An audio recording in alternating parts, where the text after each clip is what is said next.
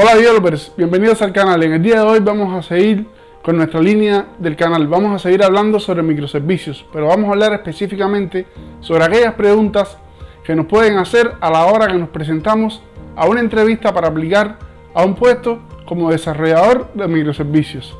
Para ello vamos a estar formulando una serie de videos, empezando por este, donde iremos respondiendo de 5 en 5 cuáles son las preguntas más populares y sus respuestas que nos hacen a la hora de presentarnos a una entrevista técnica de este tipo. Vamos con la introducción y volvemos con el primer video de esta serie. Bienvenidos.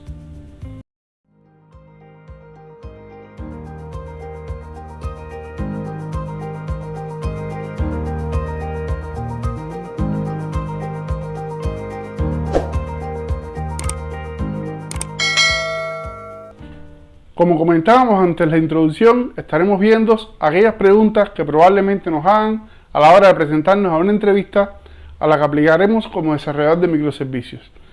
Las preguntas que nos pueden hacer son diversas, sin embargo hay una serie de preguntas que a partir de una recopilación que hemos realizado en internet y de preguntas o de la experiencia propia, entonces vamos a ir viendo en esta serie de videos. La primera pregunta y la más básica de todas sería: defina la arquitectura de microservicios con sus palabras, o coméntenos qué es la arquitectura de microservicios para usted. Cuando nos hacen esta pregunta, específicamente nos están pidiendo una definición más o menos exacta de lo que sería el estilo arquitectónico o el estilo de la arquitectura de microservicios. Para ello, lo más importante es referirnos o prepararnos, además de este video, de documentación oficial.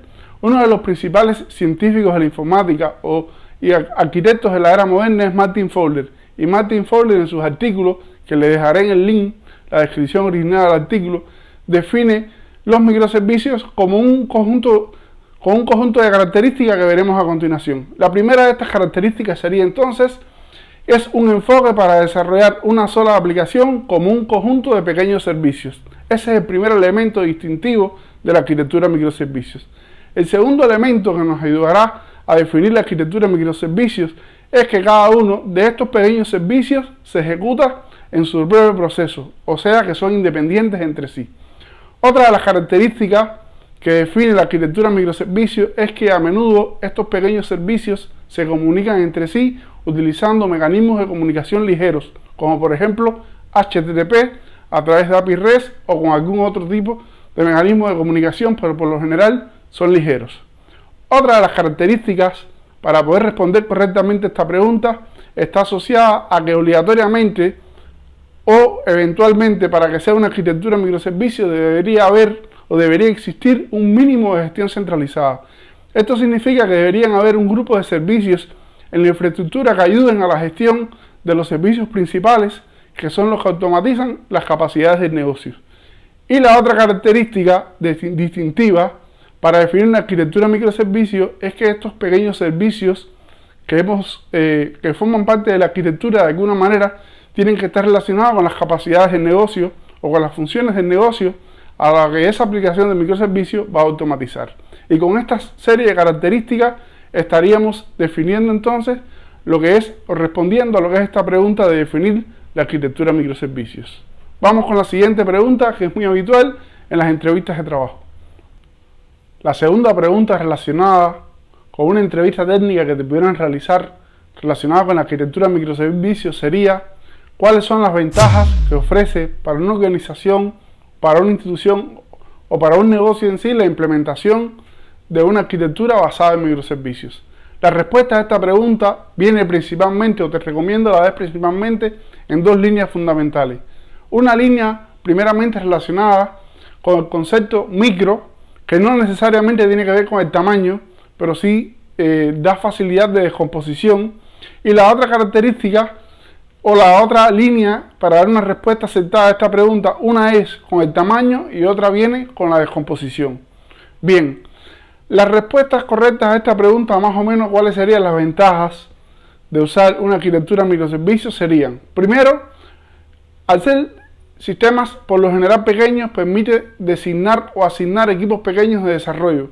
Y un equipo pequeño de desarrollo es por lo general un equipo que es mucho más manejable y se le puede dar mejor seguimiento al desarrollo del proyecto en sí. Y eso es una ventaja importante que tiene la arquitectura de microservicios sobre el desarrollo basado en sistemas monolíticos, donde los equipos son mucho más grandes y tienden a ser menos manejables. Otra de las ventajas que tiene el uso de la arquitectura microservicios está relacionada con la facilidad de implementar pruebas mucho más específicas, atómicas, a los componentes o a esos pequeños servicios en sí. Y esto da la facilidad de poder sacar a producción productos que sean mucho más pequeños y probados a la vez. El otro tema está relacionado con las pruebas también y va relacionado con las pruebas de integración.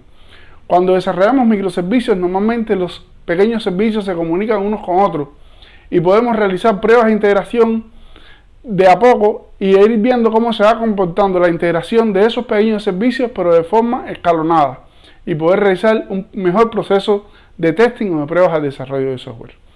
Otra de las ventajas importantes que tiene el uso de la arquitectura microservicios está relacionado con la posibilidad de usar diversas tecnologías. Si nosotros tenemos microservicios específicos para diversas tareas, por ejemplo, tenemos un microservicio encargado de lo que es el procesamiento de imágenes y de tomar una imagen y extraer las características de ella, es probable que ese pequeño microservicio, la mejor solución sea desarrollarlo en Python, porque Python es una tecnología que está más enfocada o que se puede sacar mejor provecho de ella en temas relacionados con Machine Learning y ese tipo de tecnologías.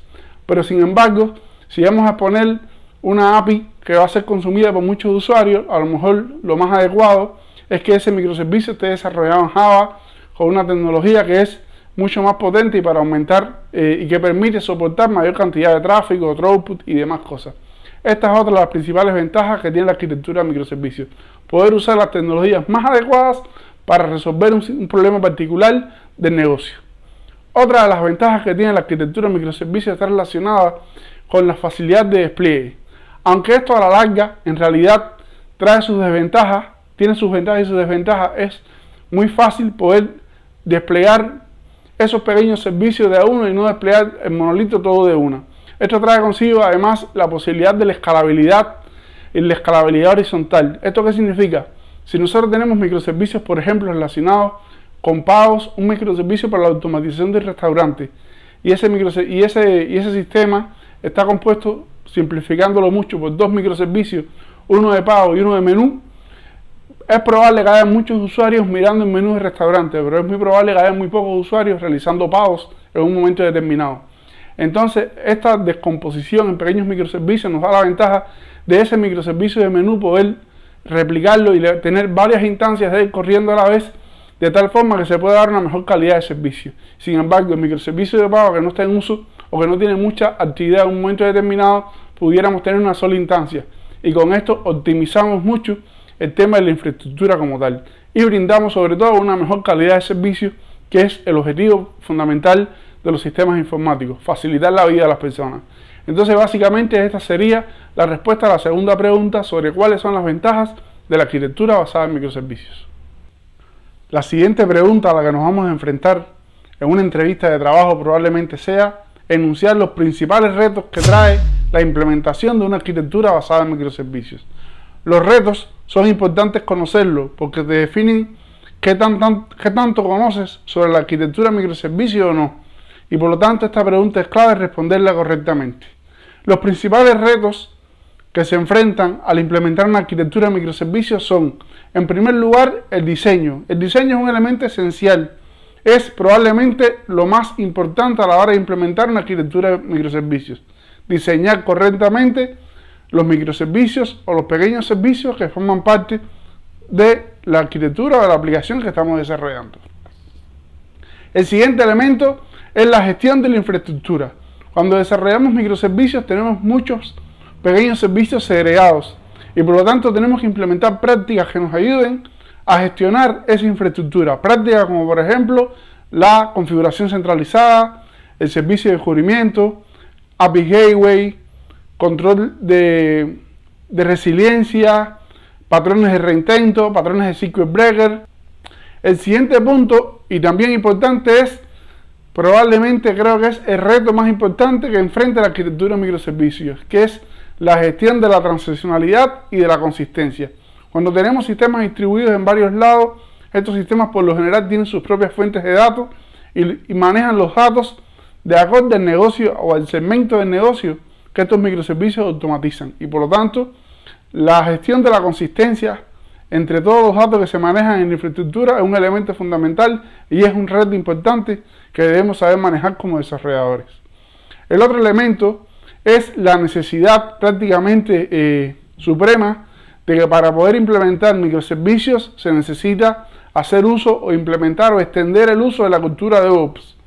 Básicamente no es como un sistema monolítico donde se despliega en un solo nodo o a lo sumo en 2 o 3 nodos, sino que normalmente existe mucha gestión de infraestructura y por lo tanto es necesario la existencia de un equipo de DevOps para poder gestionar todos los elementos de la infraestructura. Y lo otro que es muy importante, que es un reto importante de la arquitectura, es que cada desarrollador que se enfrenta al mundo de los microservicios tiene que conocer necesariamente las 8 falacias de la computación distribuida.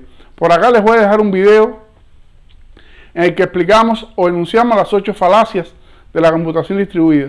Pero básicamente esto da lugar a que en una red de datos siempre van a existir problemas. Y al ser los microservicios sistemas distribuidos que se comunican a través de la red, es importante saber gestionar esos problemas que puedan tener lugar y darle solución. Estos son los retos fundamentales a los que se enfrenta un desarrollador de microservicios y que tiene que saber, conocer y de alguna forma poder sortearlos. La siguiente pregunta está relacionada con un patrón importante de la infraestructura de microservicios. Esta pregunta casualmente me la hicieron a mí en una entrevista de trabajo y la quiero compartir con ustedes. Básicamente la pregunta que me hicieron más o menos fue: en la arquitectura, ¿cómo puede resolverse el problema de los parámetros de configuración de los microservicios y sus instancias? Como todos sabemos, para darle respuesta a esta pregunta, debemos conocer que la arquitectura de microservicios normalmente tiene muchos servicios distribuidos y cada uno de esos servicios puede tener instancias a la vez. Por lo tanto, es importante saber que al estar los sistemas distribuidos es muy difícil ir añadiendo o colocando configuraciones instancia a instancia de cada uno de esos pequeños servicios. Por lo tanto, tiene que existir o existe en la arquitectura de microservicios un patrón fundamental denominado configuración centralizada. Por acá les dejo un video también si quieren aprender más sobre el tema. Este patrón de configuración centralizada tiene un funcionamiento muy básico y es que cuando una aplicación de la arquitectura o una instancia va a iniciar, en el proceso de arranque lo primero que hace es ir a buscar su configuración a un lugar, leerla y después arrancar o culminar el arranque con esos datos de configuración. Eso en esencia es el patrón de configuración centralizada. En nombres de aplicaciones, por ejemplo, existen varios sistemas como puede ser Spring Cloud Config, que es uno de los más usados en el ecosistema de aplicaciones de Spring. Pero básicamente el funcionamiento en esencia es eso. La aplicación va a arrancar y lo primero que hace es ir a un lugar, buscar su configuración, la lee de ahí y después arranca con esa configuración. Es básicamente la forma de resolver este problema. No necesariamente o no se puede tener configuraciones locales en una infraestructura de microservicios. Hay necesariamente que tener un proveedor de configuraciones que sea centralizado y entonces a partir de ahí gestionar todos los parámetros de configuración de una manera centralizada. Esta pregunta además tiene como una subpregunta que muchas veces hacen también, y es que si existe una manera de, al estar centralizada la configuración, de poder, digamos, recargar la configuración en caliente en sistemas que ya estén en ejecución. Básicamente, ¿qué significa esto? Si nosotros tenemos un servicio que se encarga de brindar, no sé, ofertas en un restaurante, y este microservicio tiene una configuración de una ruta donde lee, por ejemplo, el precio de las ofertas, y esa ruta en un momento determinado la vamos a cambiar. Si existe alguna forma de, sin parar ese servicio, decirle que lea una nueva configuración de una ruta. Básicamente eso se puede hacer, pero realmente es un proceso complejo y básicamente la forma de hacerlo es que de alguna manera el servidor de configuración centralizada debería informarle al servicio o a las instancias que requieren la configuración de que existe una nueva propiedad para ellas.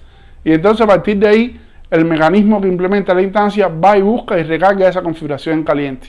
En temas de Spring, por ejemplo, en la arquitectura microservicios con Spring Cloud, hay una aplicación, hay un componente que se llama Spring Cloud Actuator y hay una anotación de Spring Cloud también que se llama Refresh Scope que te permiten hacer este tipo de cosas. Pero en realidad no es un mecanismo muy sencillo de implementar y además es sensible porque recargar configuraciones de aplicaciones que estén en ejecución en el momento con carga transaccional puede traer consigo que se pierdan transacciones innecesariamente y por lo tanto es un tema que se puede hacer pero no es recomendado en todos los casos aplicarlo. Bien, básicamente esta era la pregunta relacionada con la configuración centralizada. La última pregunta que veremos es común también en las entrevistas de trabajo para esta área de la tecnología y más o menos tiene el siguiente enfoque. En una arquitectura de microservicios son comunes las llamadas servicio a servicio. ¿Qué mecanismos pueden implementarse para evitar los posibles fallos que puedan tener lugar en la llamada de un servicio a otro servicio? Básicamente nos están evaluando si conocemos mecanismos para poder aumentar la resiliencia de la arquitectura. Esta pregunta está directamente relacionada con la resiliencia. La resiliencia no es más que la capacidad que tiene un sistema para continuar funcionando aun cuando parte de ese sistema no esté del todo funcional. Básicamente ese es el concepto que nos quieren evaluar. Ahora la respuesta a la pregunta, ¿cuál sería en sí? Básicamente la respuesta a la pregunta estaría enfocada fundamentalmente en que nosotros debemos conocer, y volvemos al mismo tema que vimos ahorita, en el tema de las 8 falacias de la computación distribuida. Les dejo para acá un video. Básicamente cuando estamos en una red de datos, tenemos que tener claro de que la red puede fallar y tener objetivamente claro que la red va a fallar aunque no lo pensemos. La red siempre falla. Por cualquier cosa, un fallo eléctrico, un fallo de conectividad, un equipo de conectividad que falla, cualquier elemento, un debilitamiento de la conexión, de la calidad de la conexión de la red, cualquier elemento puede hacer que la red falle en sí. Y entonces básicamente ante este tipo de situación hay que tener implementados mecanismos que eviten errores en la infraestructura. Estos mecanismos básicamente se implementan a través de dos patrones fundamentales: el patrón de reintento o retry y el patrón de circuit breaker. Un patrón de reintento básicamente es un mecanismo que se implementa cuando un microservicio A llama a un microservicio B de forma tal que si el microservicio B no responde con una respuesta adecuada es una respuesta que 500 por ejemplo es una respuesta no adecuada como respuesta de un microservicio a otro, o sea que esté indisponible o cualquier otro tipo de respuesta que no sea la esperada, básicamente el microservicio A deberá estar reintentando la llamada al microservicio B hasta que el microservicio B sea capaz de dar una respuesta esperada. Esto básicamente es lo que se conoce como una política de reintento y su objetivo fundamental es poder saltear por posibles errores transitorios que puedan tener lugar tanto en la red como en el microservicio destino en este caso. Y la otra estrategia que se sigue para aumentar la resiliencia es la estrategia de circuit breaker. Un circuit breaker funciona de manera muy similar a una política de reintento, pero va un paso más allá. En una política de circuit breaker, el microservicio A al invocar el microservicio B, si el microservicio B no responde, reintenta también las llamadas, pero básicamente tiene un mecanismo superior de protección, donde si el microservicio B en ese momento no puede responder, entonces el microservicio A abre el circuito como un circuito de corriente, lo pone en un estado medio abierto y deja pasar solo un pequeño grupo de peticiones. Y hasta que el microservicio B se recupere o funcione correctamente. Y entonces de nuevo vuelve y cierra el circuito. Básicamente aquí le voy a dejar una postal acá arriba donde básicamente explico en otro video cómo funciona internamente un circuit breaker a partir de los estados abierto, medio abierto y cerrado para que lo comprendan mejor. Pero básicamente estos son los mecanismos que tenemos para aumentar la resiliencia de una infraestructura de microservicios, basándonos en una política de reintentos y en una política de circuit breaker. Bueno, hasta acá el video de hoy. Espero que les haya gustado y les haya servido para prepararse para su futura entrevista como desarrollador de microservicios.